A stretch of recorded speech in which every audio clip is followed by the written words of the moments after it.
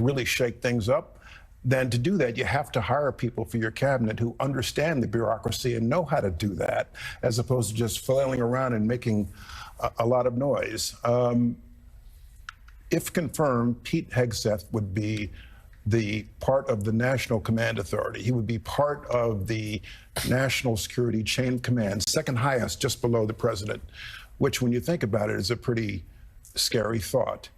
And the Department of Defense is a massive, massive bureaucracy. Department of the Army, Department of the Air Force, Department of the Navy, the Space Force, and figuring out how to run an $800 billion budget. I served with Bob Gates and Leon Panetta, who were very different styles.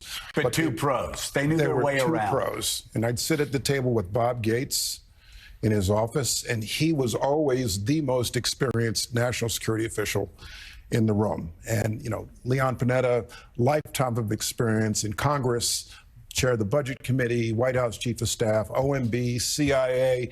He brought all of that to the Pentagon. And that's the type of person this country deserves to lead the most powerful military force on the planet. Wow. Okay. So a new piece in The Atlantic looks to explain how Democrats lost their way on immigration.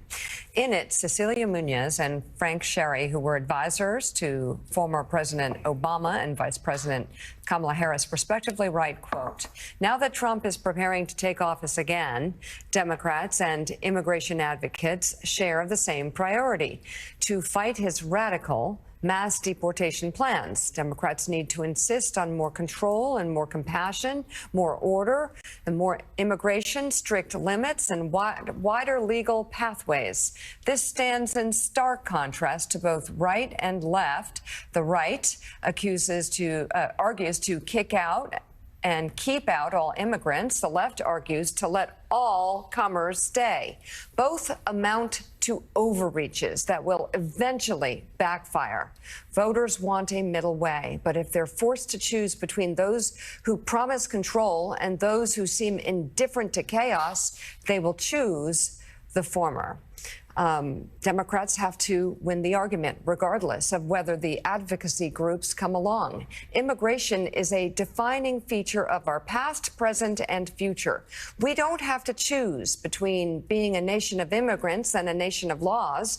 The best way to be either is to be both. Well, and where to begin? Jay, I mean, this is you wanted to talk about this today, and I'm so glad you did, because this is something that Democrats haven't gotten for 30 years. There's always been the assumption that Hispanic voters want illegal immigration. There's always been the assumption that if you actually secure the border, you're going to lose Hispanic voters. I know, because I was having these debates with Democrats in the 1990s, saying, you are wrong, to Democratic friends. You are wrong to think that because somebody is a Hispanic, they support open borders. It's not that simple. Nope. And here we are 30 years later, and the cost of Democrats for having a lot of people running their parties that feel that way has been great. First of all, I question whether there is a Hispanic vote in this country, because Latinos in this country are such a diverse group of people. An aha moment for me was one day in Laredo, Texas in 2016, 85% Mexican-American, 85% Democratic.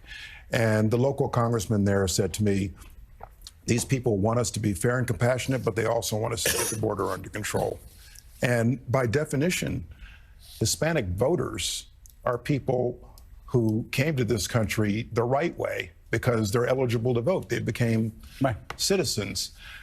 During the Obama, and I agree with every word of that article, during the Obama administration, the holy grail, the view was we should have comprehensive immigration reform, but Republicans are only going to agree to it if we secure the border. And Barack Obama did not mind taking the grief of a secure border, though he was upset about the deporter-in-chief label. We got it through the Senate with 68 votes. By the way, he's upset about that, but he deported more people than Donald Trump did. So much of this is just PR.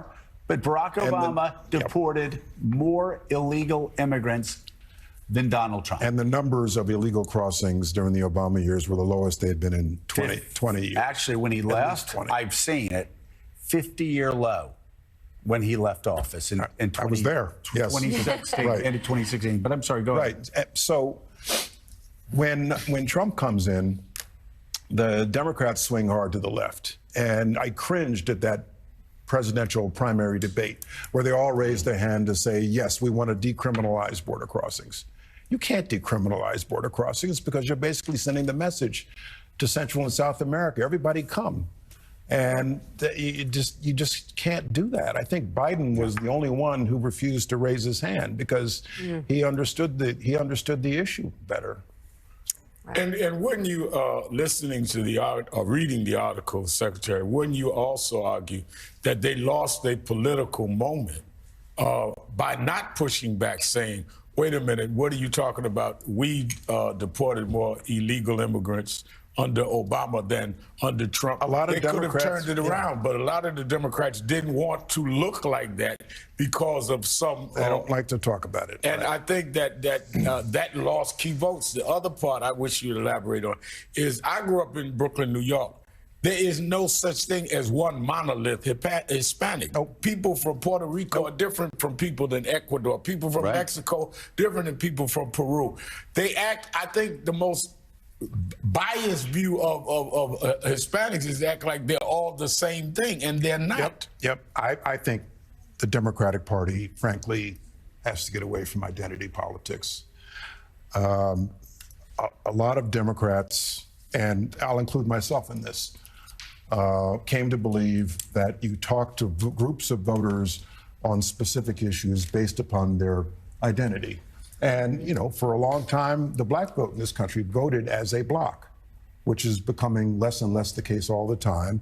And so we tended to approach Hispanic voters, other demographics in the same way. If I just touch these 3 or 4 issues, I'll win this demographic, this vote in this demographic. And that's just simply not true. The so-called Hispanic vote in this country is way more complex. Right. And showed itself this time around, and has in the past, on the issue of immigration, to bring it back to that, where they said Democrats had this almost patronizing assumption that, well, they're with us on immigration. Yeah. To which many Latino Americans who live along the border in states that experience what it looks like to have this flood of migrants say, wait a minute, we came here legally. We think there should be a legal and orderly process to get in this country. We think immigration is great and helpful to the country, as Ronald Reagan said, but there has to be a process. So how do Democrats, though, win back an argument that it truly feels like Donald Trump has captured and won, at least in this election? I believe that the key is to embrace comprehensive reform. Border security, take care of the DACA population, a path to citizenship, people who've been here 10 or 20 years, committed no crime, give them a chance to be accountable, get on the books, pay taxes, come out of the shadows, but all as part of a comprehensive package. And we had embraced that during the Obama years. It almost got through the Congress. It failed in the House. And frankly, this is an opportunity for Donald Trump to try to do the same thing. And he would have legitimate bragging rights if he could get comprehensive immigration reform through this Congress. I know he is sympathetic to the DACA population, for example.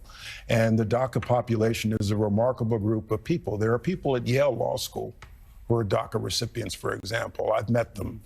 And so this is an opportunity for him if he truly wants to embrace comprehensive immigration reform. You're watching Morning Joe Weekend. We'll be right back.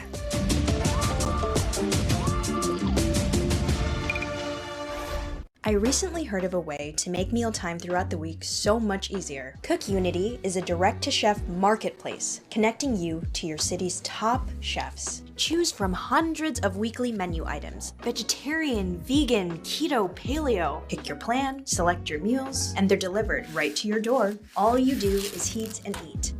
Cook Unity. Real food from real chefs, delivered fresh. Visit cookunity.com/TV for 50% off your first week.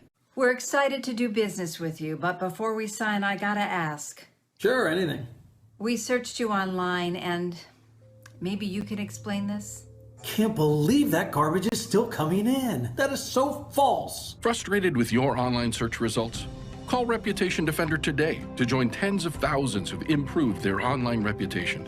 Get your free reputation report card at reputationdefender.com or call 1-877-866-8555. Today is the beginning of something big. A change in how you manage your weight, thicker, fuller hair, and control over your anxiety and depression. It starts with small steps. A tap at forhers.com, a new part of your routine, a little moment for you. Coming together to make big changes. Through Hers, you can get access to personalized treatment plans for weight loss, hair loss, anxiety, and more. Connect with a licensed medical provider today. Get started at forhers.com.